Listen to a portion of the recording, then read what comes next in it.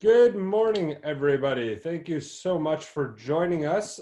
We will be getting started shortly. I'm just starting to see the attendees piling in right now, so that number continues to go up. We'll give everybody a moment to get settled here, and then we will get started. We'll give it about another minute or two. That number continues to rise. So thank you very much again for joining us. I know now more than ever, there is a lot of uncertainty out there, and time is valuable. So we want to make the most out of that today. We are going to do our best to really disseminate between some of the fact and fiction going out around the hospitality industry regarding COVID-19, and hopefully provide you with some guidance and some areas in which you can protect your business and yourselves and your staff, which I think is very important right now, because there isn't too much clear-cut guidance regarding how to better protect the business from a virus, because this is not something that traditionally business owners in the hospitality industry have had to deal with. So it looks like we've plateaued, so I think we will get started. For those of you who don't know, my name is Tom Mitar. I am the education lead at Solink. And as I was just talking about today, at Solink, we thought about what could our customers use right now, and how must they be feeling. And one of the things that stood out was, or the overwhelming kind of idea that we had, was the not knowing. This is a very scary time for a lot of people, and not knowing and having nobody to turn to ask questions, to get information, can be overwhelming. And you pile that on top of what's happening in the landscape, in the industry, to your businesses.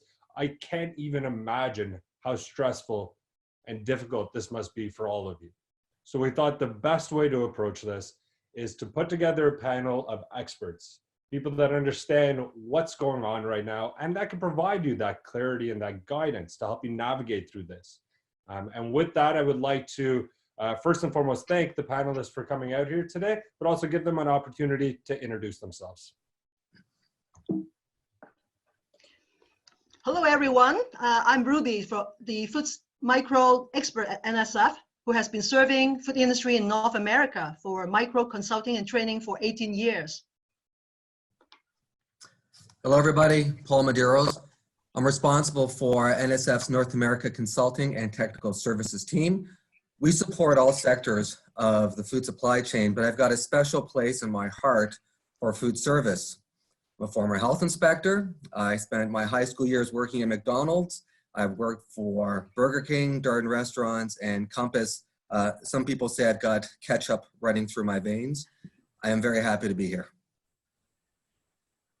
Good morning, everybody. Matthew Taylor here. I've been with the business 19 years. I'm the head of consulting in the UK team. My background is environmental health. I'm a chartered environmental health practitioner.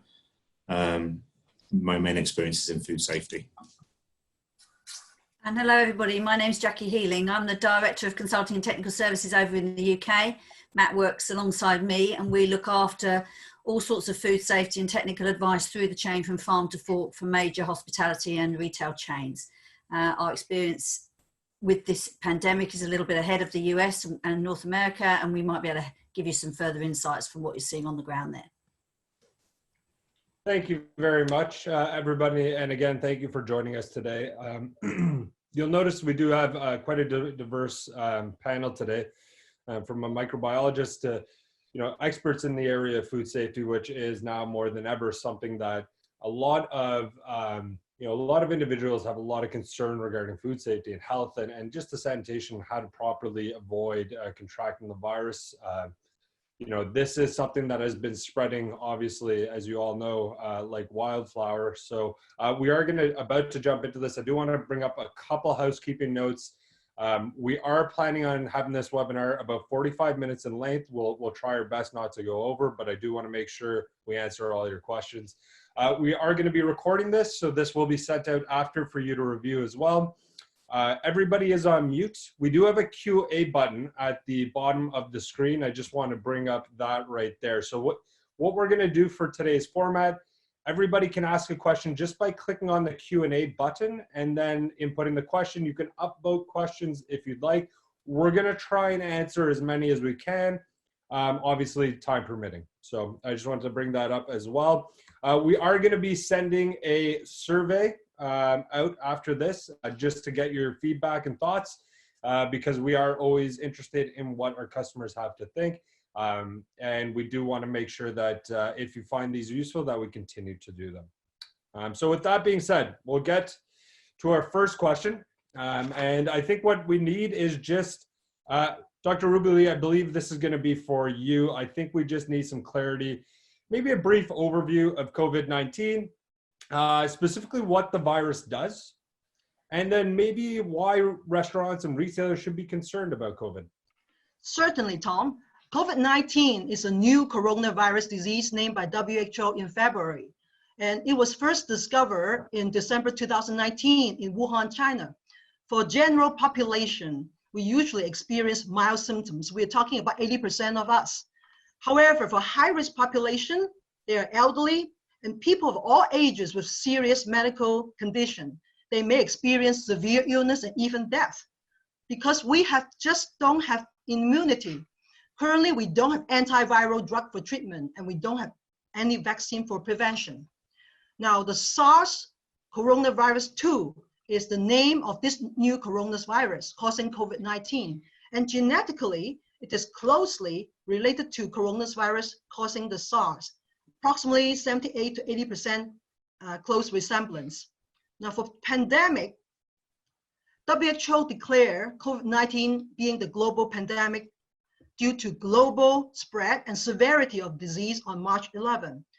If we look at the total case globally, as of this morning, an hour ago, we're hitting more than 480,000 cases.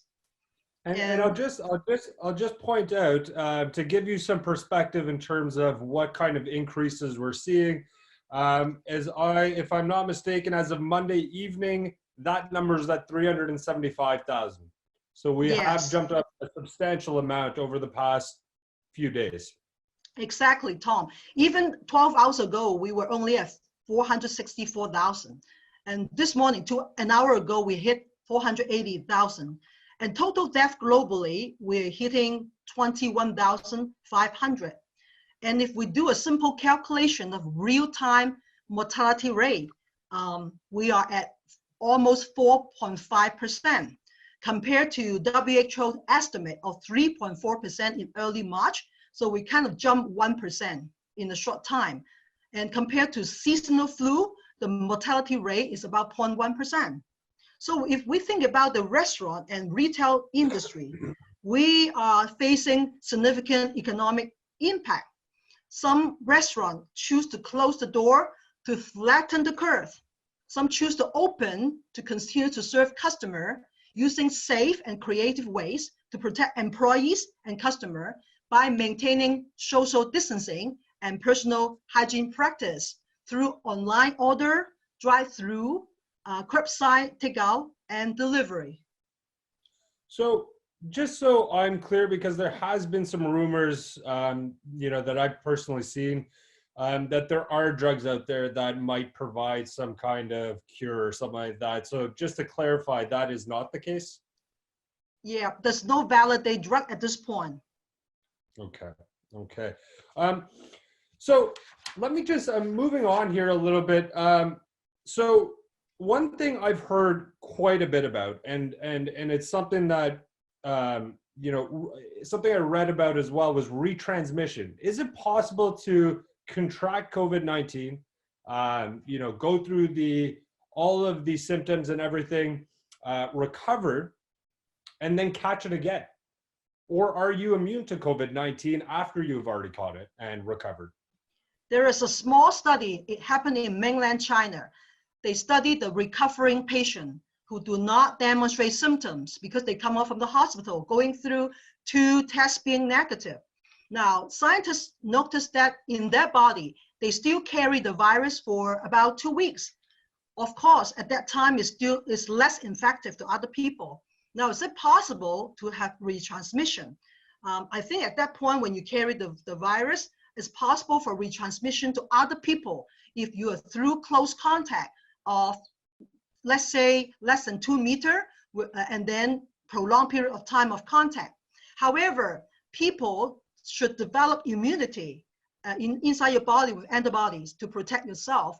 That may last for a couple years. Some scientists even say that. Therefore, retransmission to yourself is not likely.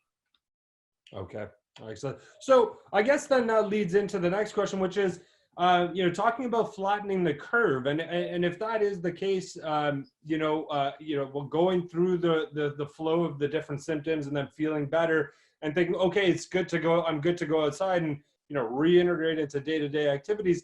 But obviously that isn't the case because we're not quite sure whether or not it is actually all gone. So the best is to continue to practice social distancing. So maybe walk us through a little bit about flattening the curve and what that means and kind of and how we can ensure that we are going to be following the proper procedures here to flatten that curve or plank. Absolutely. The curve we are talking about is to track the number of COVID-19 cases versus the time since the first confirmed case appeared. Now, if you look at the left-hand side curve, which is taller, those are the curve we track the number of cases without aggressive measures such as lockdown, stay home, social distancing, and frequent hand wash. Now you can see the number of cases increase rapidly in a short time that exceed the healthcare system capacity. Now this may lead to significant severe illness and even death for patients, healthcare professionals within a short time. Now we want to move from this situation to the right-hand side, which is the right-hand side flattened curve because of taking aggressive measure. So you see the number of cases increase slowly, not exceeding the healthcare system capacity as shown by the red line, and we hope to spread out over a long period of time. So how are we doing right now? We look at the numbers, there's an abundance of numbers coming out. How are we doing so far? As globally, I guess you could say, just by looking at the numbers, are the measures that are being put in place actually helping? We are at the exponential growth phase at this point. So everybody, each one of us need to take action to do the best we can to help the healthcare professionals so that we do not stress out them. We are very close to the red line. Okay. And look at that news and that, the mandate of social distancing or physical distancing, as I like to call it, stay social, be in touch with your friends and family, using, your phone and stuff like that. So physical distancing, we'll call it that. Paul, maybe you can touch on a little bit in the food service. And, I know this is not news that any of the people in the hospitality industry want to hear, physical distancing and stuff like that. So maybe you could talk about the importance of maintaining that as it relates to the food and health or the food industry. Sure. I'd like to first piggyback on something that Ruby was saying, and this is to the restaurant operators out there. You're being forced to perform a delicate balancing act. On one hand, you do provide an essential service. Your community needs you to stay open. First responders, healthcare, they need you to feed them. On the other hand, your local community might be better served. The curve will be flattened better if you severely restrict your operations or even in some cases close. So the key really is to understand the risk level within your city, listen to local public health, and consider the discussion points we're going to talk about today. So Tom, you talked about physical distancing, and there's a lot of recommendations, and we're going to get into these a little bit later. I know Matt and Jackie will, because there are things such as the risk assessment. So if somebody tests positive within your facility, you do a risk assessment. Now, what sorts of measures to put in place, how to restrict your customers. A lot of these things, even in the food industry, are geared toward manufacturers. And let's face it, in the large manufacturing plant, you've got the luxury of space. Back of the house, in a busy kitchen, you don't have that space. So it really makes things much more challenging in food service. Absolutely. And, in talking to my contacts in the restaurant business, one of the hardest parts too is staff are concerned. there is a growing number of staff and that are showing signs of concern, like, hey, do I go into work, right? So by implementing some of the things, we'll get there later, implementing some kind of safeguards to give everybody some peace of mind, because it's not just customers, it's your staff too. I can only imagine that a lot of people on here are dealing with people not showing up for work, and there is a lot of fear surrounding what's happening in the world today. So that is understandable, but by putting in some safeguards and policies in place, you can hopefully provide some peace of mind to not only customers, but staff. But let's get back on topic here. So Ruby, I think this is again for you. How bad have things gotten in North America? We see a lot of news coming out of Europe, North America, we're in the infancy of this. So Ruby, if you can maybe speak to some of the numbers, give us some of the facts. What are the facts regarding North America and our current state? Sure. In North America, we start to track the COVID-19 cases in January. In February, we only see a few cases. In March, early March, we see exponential growth. And today, the total cases and death in United States, give you some number. An hour ago, we see more than 69,000 people, total cases in United States, and more than 1,000 people die already. And in United States, we are globally, we are the third country with the highest number of total case. In Canada, an hour ago, we observed more than 33,400 cases, and with 35 people die. We are sitting at number 14 of total number of highest case in the whole world. Tom, if I could just add to that briefly. I mean, let's look at some other examples. So Toronto, where now community spread accounts for 50% of new cases. This is no longer an imported problem. It's in the community. New York City, where cases now have exceeded 20,000. We have an overwhelmed healthcare system there, and they haven't even hit the peak. They're not predicting to hit the peak until another 2 to 3 weeks. We have things in New York City like 900 retired nurses have returned, are returning back to work to help. New Jersey, 900 retired nurses returning back to work. NYU, they're graduating fourth-year medical students early. On one hand, it's incredible as to how quickly things can progress, but then on the flip side, you see how incredible people are in terms of rising to the occasion, jumping in to make sure that they're doing everything they can to help out. And when I see the significance of what's happening in New York City and some other hotspots in the US, I can't help but think and realize that this is going to be quite prevalent everywhere. Mm-hmm. Absolutely. And and that's one of the things that, with all of this going on, one of the silver linings has been the very human response by a lot of people. It's not lost on me that every time we seem to go through some kind of, significant event, negative event, that people do get together, and typically you start to see the best come out in people. Now those numbers are scary, and obviously no doubt that has a bit to do with the incubation period of the virus and the fact that if you are asymptomatic, you can still transmit the virus. But let's actually move on to something that I think everybody here wants to hear. There have been a lot of varying reports regarding how long this virus can live on different surfaces. I've seen just this morning when I was doing a little bit of additional research, I saw 3 different dates for 3 different, for the same surface, 3 different days from 3 different sources. That's very confusing, right? Yes. So let's talk about that. Let's talk about how long does it live on various surfaces, and maybe focusing on surfaces that can be found in, let's say, a kitchen. So in early March, we all the study we've been seeing were on human coronavirus, but not particularly on SARS coronavirus 2. So I'm so glad first of the kind study was published on March 17 in the New England Journal of Medicine. And the title of that article is called Aerosol and Surface Stability of SARS coronavirus 2 as compared to SARS coronavirus 1. And this is a study by 14 scientists and from National Institute of Health, CDC, Princeton University, UCLA. And in summary, what they discover is for this virus, no viable virus being found on copper after 4 hours, which is great. On cardboard, no more live virus found after 24 hours. Stainless steel, up to 48 hours. Plastic, up to 72 hours. Or if you want to add in other information.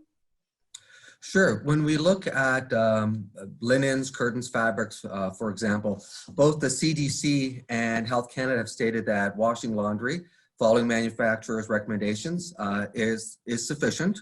There are a few things to keep in mind, though. First of all, set the temperature setting to the highest that is recommended by the manufacturer. And we should be doing this anyway, but treat the linens, the soiled linens, as infectious, right? And again, whether it's COVID-19 or anything, we need to be doing so. There are approved products on the EPA approved list you can use as well in terms of laundry chemicals.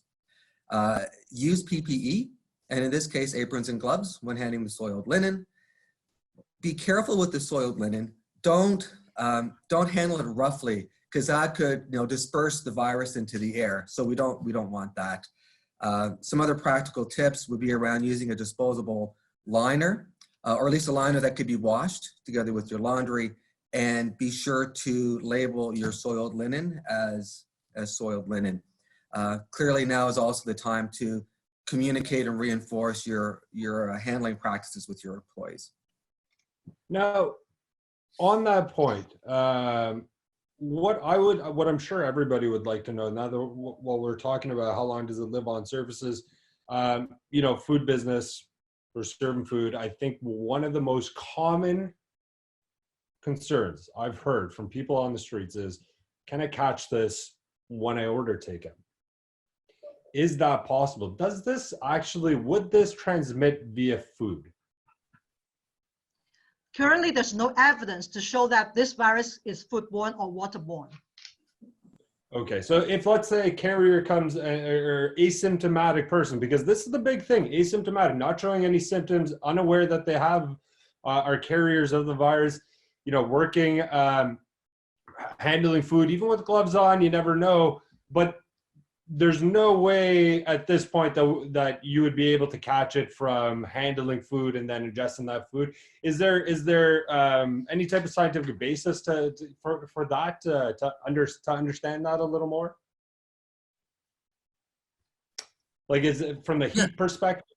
Well, yeah, I mean it's a sensitive virus, so it is heat sensitive. So that's one thing. The other thing is that it's not transmitted. Again, the science hasn't demonstrated at this point that it's transmitted through ingestion. Unlike other foodborne pathogens would be. I do think you raise a good point, though. Well, first of all, I'll also reinforce what Ruby said, because if you look at messaging from CDC or from other government associations or agencies, they clearly state, from a manufacturing perspective, if you have an employee that tests positive, you do not need to recall your product. We can extrapolate that into food service as well. Now, I know that, and I'd be interested to hear what Jackie has to say as well, because we might know that, but I think restaurant operators need to do a really good job of communicating that to their customers, because you are right, takeout is safe, but at the same time, there are still things that consumers need to do to protect themselves, even with takeout. So, Jackie, I'm not sure if you had a UK perspective on that. Yes, I think, good morning again, everybody. I think the main thing to try to remember here is that the virus itself is transmitted through the nose and mouth into the respiratory tract. And so the key preventative measure to take, more so than social distancing, is effective hand washing. So it's okay to handle takeout food in the container and to go into the takeout store, into the restaurant store, but all the touch points that might have been handled by anybody else at any point in time is a potential risk to you as an individual, and then for you to take on and spread elsewhere in the community. And so what you must do when you buy takeout food, as an example, is you must go home with it, empty it out onto a clean plate, get your own cutlery, and then wash your hands before you eat anything. And that's the really, really fundamental thing that I think probably is difficult to communicate through to your customers. We didn't do a particularly good job of that in the UK. And we didn't probably handle that cross-contamination risk maybe as well as we could have done. I mean, our situation here has moved on dramatically, and we can talk about that later. But fundamentally, the food itself is not going to contaminate you, but surfaces around the restaurant facility and in and out of the facility may well. And so washing your hands is so, so important. Yeah, and and that's something that we've heard echoed across the media and any of these social medias and stuff like that. Washing your hands and how vital that is. But and you know what? I'll face this question to Jackie, Matt, and Paul. What are a few practical things retailers and restaurants have been doing in order to reduce the COVID-19 risk to their operations? And I would love actually to get a bit of feedback from Jackie and Matthew regarding what the UK and Europe has been doing, because obviously we've seen that we are behind right now in terms of the UK and Europe has been a little further ahead in terms of infections and stuff like that. So that's let's hear what some of the practical tips from restaurants from all three of you. Well, it's Matt here. The scary thing is a lot of non-essential businesses have now closed in the UK, and the essential businesses such as your retailers, your supermarkets and pharmacies are staying open. So we've actually closed a lot of our businesses now. We're on lockdown. That's probably the biggest step we've taken. Jackie, do you want to add to that? Yeah, so prior to the situation moves very fast, as we know, and the situation we were in 2 weeks ago with complete ability to mingle. We had our own corporate conference. All the restaurants were open, all the bars were open. Changed dramatically 10 days ago, and then changed dramatically again on the Monday of this week just gone. Essentially, what businesses needed to do was to socially isolate and ensure this hand washing. And the challenge you have, both behind a servery situation and indeed in your actual restaurant facilities, how are you going to effectively socially distance people? And can you effectively do that? So the sorts of things people were doing were putting lines on the floor 2 meters apart, so the queues were well spaced out. They were obviously increasing all touch point sanitation practices, so all door handles, flush handles in toilets, countertops. They went to cashless payment very, very quickly. They stopped using anything other than disposable crockery and cutlery very, very quickly. And to be honest, it was the smaller businesses that probably handled it better because they were able to handle it better. We had a local fish and chip shop where I lived that was able to literally just let one person in the store at a time, take the order, give them the order, let them go, the next person could come in. But that doesn't work in your big cities and your big restaurant chains. Your throughput of traffic is so great, and presumably at some point the economics just don't stack up anyway. But they're the sorts of things that we saw people do in the early stages. That probably kept those businesses going for a couple of weeks, I would think, before they were then forced into permanent shutdown, because we just couldn't stop the spread of it through the measures that we had in place. We just couldn't stop it. So, I mean, I know that, closing up shop and reducing social distance, physical distancing and stuff like that. How important is it for your staff or for staff at, let's say, a retail or restaurant environment to practice personal hygiene? And how do we effectively track and monitor that? Because I think now more than ever, you need, as an owner, there is a lot of risk, a lot of liability regarding personal hygiene and food safety handling and stuff like that. So, what are some of the ways, or what are some of the things that operators can do to stay on top of that? To me, I think it boils down to three things. One is you need to prevent customers or visitors from infecting your staff. Because of the close proximity of how everybody works together in a restaurant, chances are that, and it's not 100%, but chances are that one positive employee means that you'll be forced to shut down your operations. And again, you want to try to stay open and stay safe. The other one is support your employees so they don't contract it elsewhere. Then the third, I would say separation, right? So separate through physical distancing, separation through time, separation through sanitation, through personal hygiene, right? So just that kind of separation. In terms of practical approaches, again, Jackie mentioned a few. As long as the takeout is still open, even other things such as within the takeout area, if you're allowing customers in, you will see the menus that are up on the counter. You'll see decorations. You will see serviettes still, even the disposable ones. That's got to go. One thing that every restaurant operator should consider doing is actually, pick a couple of folks and do a walkthrough and identify every common touch point, and then either remove it or put it on a cleaning list to make sure that it's being cleaned and sanitized, starting with every 2 hours. And then depending on the risk level in your area and public health recommendations, you can escalate that. So then, I mean, sorry to interrupt you there, but just on that note, I have seen a lot of dramatic steps being taken since we've seen this virus spread. One of those is I have seen businesses who are refusing to accept cash. Is that a appropriate response to this? Is that going to save or help or protect your employees in this from COVID? Right. So the World Health Organization has actually come out saying that cash is fine, provided you follow good hand hygiene immediately after. Having said that, a lot of companies in North America, and this will be my recommendation, where they can, are doing away or going cashless, even to the point where the debit machines where you punch in your number, they're trying to do away with that as well, because that's a common touch point. Mm-hmm. So you can pay online before you, so you order and pay online before you visit the establishment. You can, through an app or other means, pay outside from your cell phone. You have, in many areas, you have tap, where you can just tap your debit card against the terminal. Having said that, this is also where the public health person comes into play as well, because there are people who only operate via cash for a variety of reasons, and you also cannot deny them access to food. So you also have to have provision for that. It's not as simple, no cash at all. Go in that direction, but understand that there will be times where you will, you may have to accept cash, and if that's the case, be very careful and wash your hands.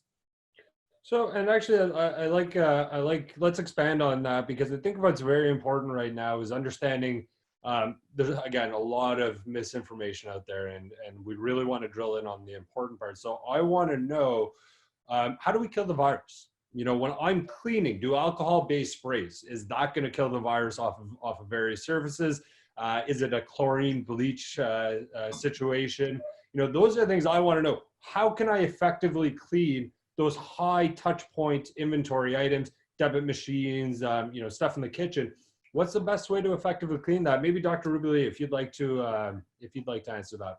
Sure. Now we know the most probable transmission of this virus is through respiratory droplet, through close contact, right? However, we also know that this virus is also possible to be transmitted through contaminate service contact. And then we, without following proper hygiene, we do self-inoculation of our mouth, our nose, and our eye. So that's why it's so important. We need to know that we frequently know which area we frequently touch, and then we clean and disinfect.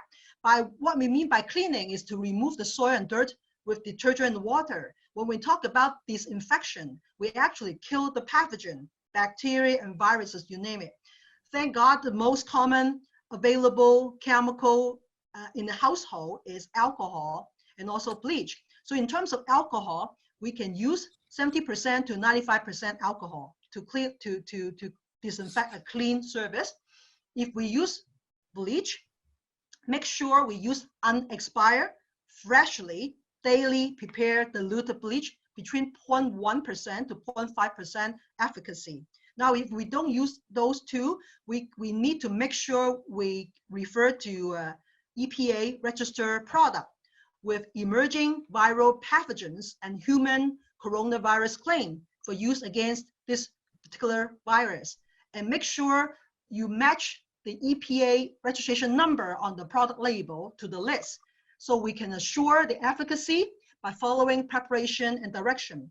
we assure health and safety by putting on proper PPE, precautions, and ventilation. So, you know, one thing I do want to ask as well, along the same line as how do we kill the virus, I recently saw, you know, a bunch of different things say, you know, if you take a blow dryer and blow it up your nose, you'll kill the virus. Is that, I'm assuming based on the looks on all of your faces, that that's not an effective way to kill the virus on yourself. So talk to me a little bit about how the virus reacts in cold weather, maybe in warm weather. What should we expect as we're kind of going into spring and into the summer?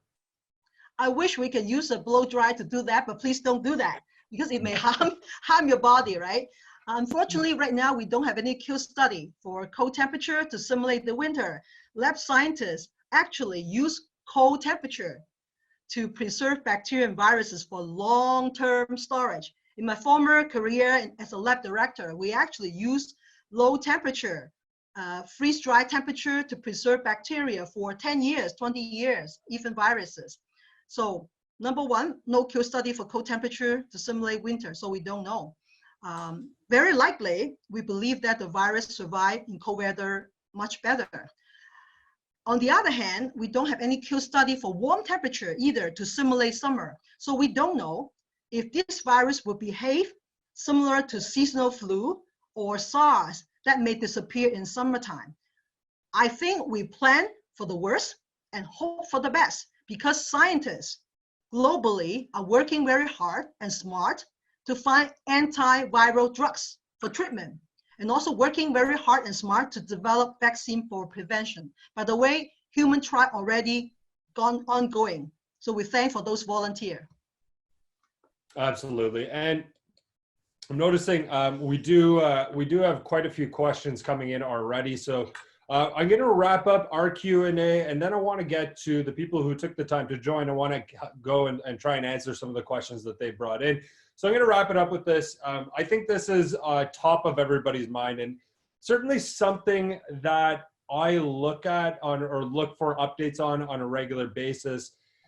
So recently, the most recent news I've read on this from the Imperial College of Physicians in the UK, they released a report stating that we would see self-isolation last until we have a very large stockpile of vaccine available to the public. And the current estimate was anywhere from 12 to 18 months, which is terrifying for most business owners and terrifying for most people in general. Can we talk about maybe a little bit about why would it be that long? Is that a realistic number? And do we think that, is that number does that have anything to do with the retransmission and stuff like that? Okay, I'll try and have a go at that, then maybe Ruby can help me up. I think the truth of the matter is we actually don't know. You know, a number of things will help. I mean, clearly if a medical breakthrough occurred, then that would be fantastic. But any new drug or vaccine is a minimum of 12 months away. The WHO have said a minimum of 12 months. Self-isolation, it's all about this flattening of the curve. It's all about the capacity of the health service. And of course, that's going to vary by country, by density of population, by rate of transmission as to how far and fast it goes in your particular environment. We are at the moment in pretty much full lockdown in the UK, and we've been asked to do it for 3 weeks. There is a school of thought that you can potentially impose very strict lockdown measures for a short period of time to keep the level of contamination sufficiently low, and then you could release it for a little while to let people go out and mingle again and do some other things, and then it would start to creep up again, and then you would have to lock it down again. And if you go through that process, and that's one, we're at the very early stages of dealing with this, right? In China, they didn't do that. They locked everybody down. In India, they've now locked everybody down. But in this country, we're looking at whether we can soften that lockdown. If you do that, it will last longer. But there is a really important psychological element to this, which is how long will people be able to stand full isolation? We're in full isolation now in the UK. I haven't left the house for a week. I can tell you my husband is in serious trouble. So that's really where it is from a sort of a social science and observation point of view. Ruby, you may have some more microbiological insight. Thank you, Jackie. Yeah, I think those horrible number of 1 year, 18 months come from the time that actually for the government to go through vigorous process to show that those drugs and vaccine are effective not only in animal, but also in human being. Those is for safety. That's takes so long. So conservatively, that's why we want to make sure, okay, this is the time before we allow some release. However, exactly what Jackie is saying, if we hope, we pray that those breakthrough in medicine can happen much faster, right? And some scientists actually say that 60% of world population may ultimately be infected, but we know approximately 80% of us will have mild symptoms. So we just need to flatten the curve so we don't overwhelm the healthcare system for the next month or two. I mean, yeah, and I think from my understanding that we are taking globally, we are taking the proper measures right now to help flatten that curve. And I know here in Ottawa, Ontario, and Canada, we are starting to see we're not seeing that spike now, but we have a question from the audience here.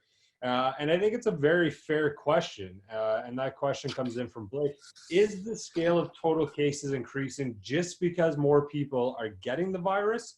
Or is it also a combination of we are testing more people, so the cases will have to inevitably rise? And I think it's a very fair question. I think it's a combination. I think it's a combination as laboratory, build up the capacity to have more test kit. So we are increasing from 1,000 to 3,000 to 500 testing. So the more we test, the more we'll be able to catch those asymptomatic patient. I think it's so important because if people who don't demonstrate symptoms, they can carry the virus, shed the virus through close contact. And those incubation time can be between 2 to 14 days. So the more we can do the testing in an effective manner. And I'm glad laboratories in Canada, in different provinces, they actually want to develop rapid test kit available, not just for the laboratory, for the government, but also for household, for hospital, to do it real time. So we know if we are infected, we immediately do self-isolation with no close contact to antibody. So that's the effective way to flatten the curve and decrease the increased number of cases. Absolutely. So I do, we might run a couple minutes over here, but we do have some questions. I want to make sure we answer all of these questions. I think it's super important that everyone has, their questions answered. So another question that came in from the audience here, will the risk of contracting the virus increase in a closed manufacturing area? That's not something we've talked about, where there are air blowers and fans that can make the mode of transportation from droplets to airborne. Is there a higher increased risk in those type of environments? In the indoor environment, absolutely, the risk will increase significantly compared to the outdoor.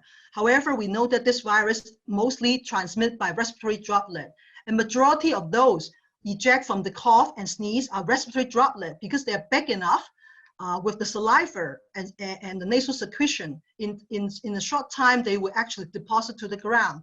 The knowledge gap that we still need to gain is whether this virus will transmit by aerosol. We know there's objective evidence to show that for healthcare professionals who undergo high-risk operation, such as intubation to rescue patient, very likely aerosol will be possible. That's why they wear respirator, face masks to protect themselves. However, in a community setting, we still need to wait for more study to show that aerosol generation is possible at this point. So that's I'll add to that. Social distancing becomes so important. Right, and yes, I was going to add to that as well. Even when you look at the definitions of high risk contacts versus medium versus low, it's within 6 feet or even within 3 feet for extended periods of time, such as 15 minutes. So again, and as I said earlier, manufacturing is one area because you have the luxury of space. Food service is definitely something else entirely.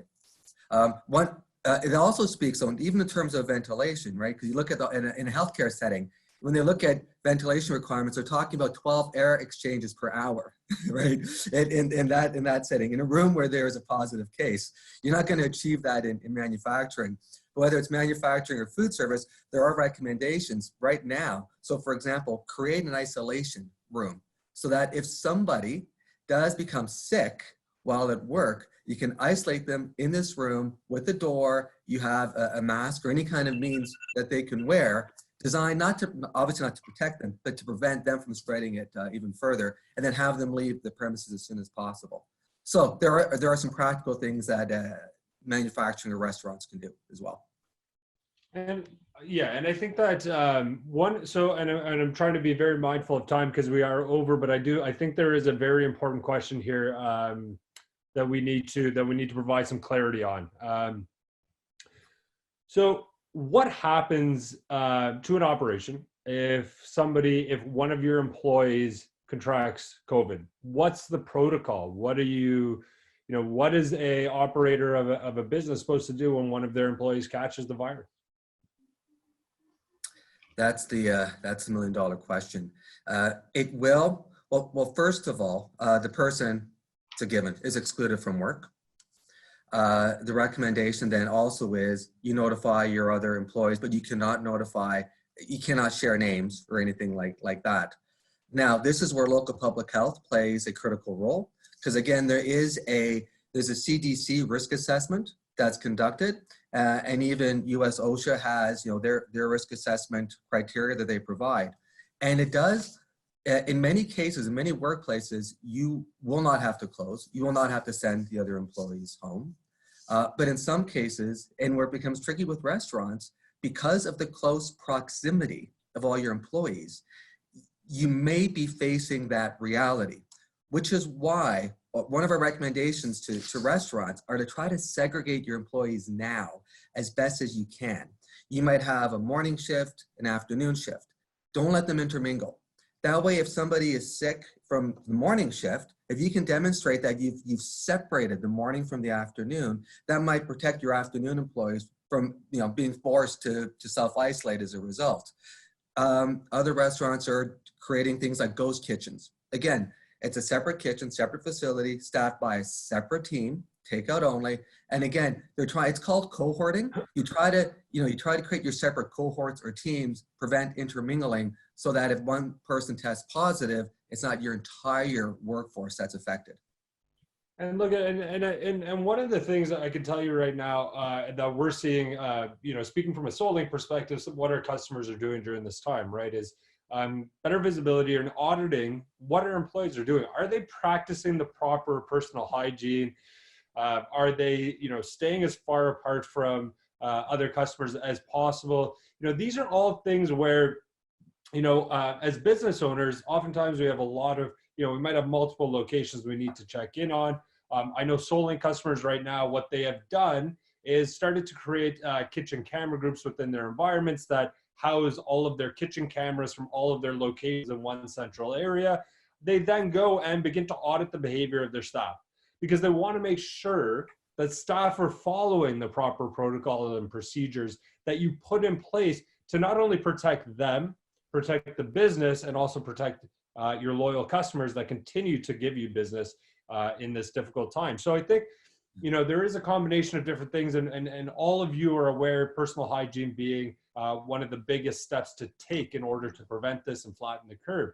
However, there are other steps you can take to ensure that your employees are also following those steps and protecting your business and reducing the amount of risk associated to what's going on in the business, and hopefully avoiding anybody catching anything. And I know there are a few other questions regarding gloves and masks and the effectiveness of gloves and masks. Should staff be wearing gloves and masks? And if there are no gloves or masks, what are some of the other options? Obviously personal hygiene being a big one, but are there other options out there other than just using gloves and masks? And again, are they effective?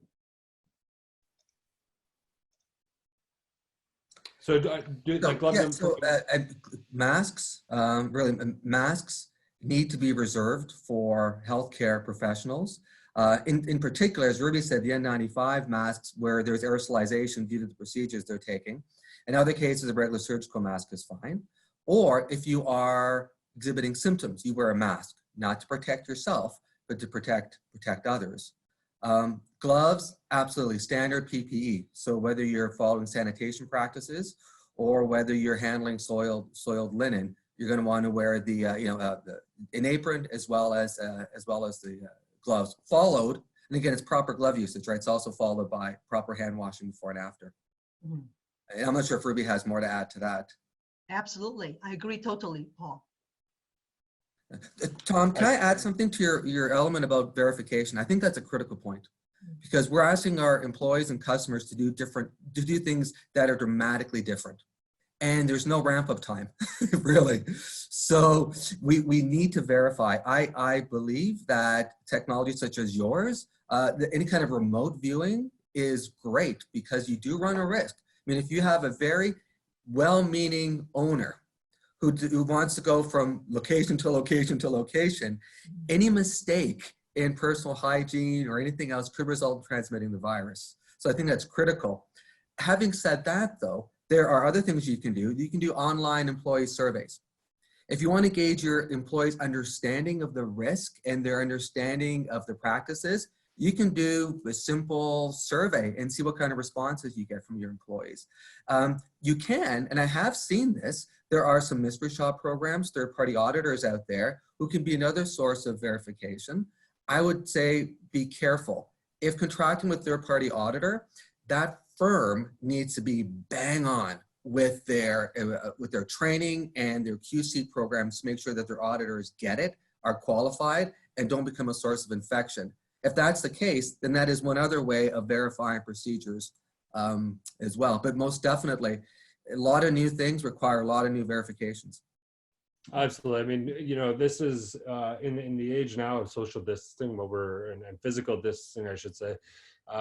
You know, one of the things as a business Solink has tried to do, apart from putting together something like this to provide more information to our customers, but we've also shaped and shifted, you know, the product in order to help serve better during this time, such as creating real-time notifications regarding motion on cameras, off hours, stuff like that. We here at Solink, we're doing everything we can to provide as much value to our customers as possible. I'm going to do one last question here because of time. I know we're well over, so I apologize on that. But we've got a question here, and I think it's a really good question. We see people having their temperatures taken before getting onto flights, etc., as a way of screening passengers. Is there value in this practice for screening staff? When we hear that people might be contagious, even without a fever, or stuff like that, is that an appropriate measure to take? Although we know that a portion of patients contract with this virus is asymptomatic, that do not demonstrate a fever of over 100 degrees Fahrenheit. However, the most common symptoms of this disease is fever, coughing, and shortness of breath. So personally, if we have the resource in place, I see the value. I agree, and we've seen examples of that happening in Asia in particular. I mean, there's some videos that show some QSR chains where they have an employee taking the temperature of every customer who walks in, and if that customer tests again over 100 Fahrenheit, then they are asked to turn around and not to come in. It's a very aggressive measure for sure. But depending on the level of community risk of a community spread, one to be considered. Yeah, the whole point is to flatten the curve. We want to take all the acceptable aggressive measure we can, so our healthcare system do not collapse. Yeah. We've certainly asked all our colleagues who work within NSF UK who visit. Before we were in the full lockdown, we had a period where people were still visiting clients and things like that. They all took their temperature themselves the morning before they left, and without that, if it showed any elevation, they wouldn't go. And many of them had no other symptom other than a slightly raised temperature, so they stayed home. And in fact, they went into self-isolation just based on that. Some countries, when a customer receives their pizza order, through a delivery driver. Again, and this is contact-free delivery now. On the box shows the temperature of the person who made the pizza and the temperature of the delivery driver as well. I think that just not only protects everyone involved, but I think it's also sending a message to the customer that gives them more assurance that their food is safe. Exactly. So, one other, I've seen it a couple times here, Paul, for you, virus surviving on clothing and linen. What does that look like? I've seen the question come up a couple times over here. So if you can kind of spend a little more time, and then we will wrap up. Roxanne, good question for yourself. We will have a recorded version of this available to you guys that will be sent out later on after we've had a chance to compile everything. But yeah, to wrap things up, and I know because we're well over time now, and we may in the future do some more webinars regarding this topic, depending on how long this all kind of lasts. But Paul, if you can kind of wrap up with answering. So regarding the virus and clothing, how long does it typically on linen? How long does it survive? Well, I will say, first off, if you can share my NSF email address following this webinar, I will endeavor to get an answer to any question that is emailed to me. Depending on how many we get, it might be a little bit, but bear with me. But I will try to answer every question or get an answer to every question that is emailed to me. In terms of the linen question, I will leave it to Ruby for the scientific specifics. But at this point, based on what we're being recommended by CDC and Health Canada, we recognize that for some point, yes, the virus will be viable. So that could be a source of spread, especially if you consider how the virus is transmitted. I mean, if it's linen, somebody sneezes into the napkin. Now you've got a nice little protective, surface that you've created for the virus, which will make it last longer versus it just being on a cold or a hard surface. So for those reasons, we have to assume always that any soiled linen is infective or infectious, and then follow those practices that I talked about earlier on in the webinar. And Ruby, I'm not sure if there's more science behind that or not.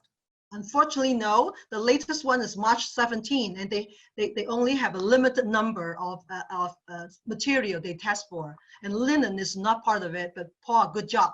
For those of you who have more questions, please send to Paul.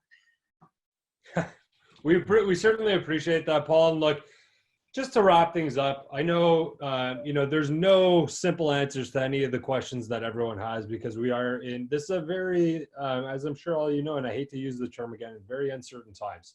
However, I do know that there are resources out there available, such as Paul, myself, and everybody here on this call today. We are here for you guys. I mean, there's one thing that I can tell you as somebody who has run a restaurant in the past and who knows a lot of people who are running restaurants right now and experiencing some very, very difficult times. I'll leave you with this. It is going to be vital, as I'm sure you all know, to the success of the business and getting through this, to constantly audit and spot check the business and make sure that proper policy and procedures are in place. That is important, not only for your business, but for the health and safety of everybody involved in your business, your customers, your employees, yourself. The other thing I will say, I know it's uncertain. I know this is a very difficult time. But one thing that I can guarantee you, when you coop up hundreds of thousands of people in their house for an extended period of time, as soon as this ban is all lifted and raised, the first place that everyone is going to go is to all of your businesses. Right. And they are going to be looking to have a very, very good time, which should mean that once we get through this, and if we follow all the directions, and again, keep in mind that if we follow the directions, that's how we get through this quicker. If we're able to do that, business will return and it will be very prosperous times. Now, I hope that all of you are able to weather this storm, and I hope everyone remains safe and follows all the guidelines that are being put forth. I do really appreciate, again, you taking the time to come on to this webinar. Again, there will be a survey. If you have any questions, comments, or concerns, you can fill in there. Paul, again, thank you for sharing your email address with the audience today. I'm sure you're going to get a lot of questions from them as well. Here at Solink, from us at Solink, what I do want to let you know, any Solink customers that have joined this call, I am available for training during this time, and during that training, I will show you how we can audit employee behavior to make sure they're following the proper things. And again, you can do this from the comfort of your home, which is an important aspect as well, if you do have multiple locations or want to follow the self-isolation guidelines that we've discussed today. So again, thank you to the panelists as well. I appreciate everybody coming out here today and providing some guidance and some factual information. Certainly a very difficult time when it comes to disseminating what's true and what's not regarding this virus. Again, this is going to be on our website. So under the webinar resources webinar, you'll be able to access a recording of this as well. Thank you very much again. And panelists, do you have anything that you'd like to wrap up with? Just keep washing those hands. Washing those hands. Stay safe, everybody. Stay safe, yeah. Stay Good clean. spirit and good health. Yes. Stay clean, stay safe, stay well. Thank you, Solink, as well, for providing this really important critical service to industry. Thank you for hosting the webinar. It's our pleasure. It's our pleasure. Anything to help provide a little bit of guidance to our customers and anybody in this industry. It's something we take very seriously.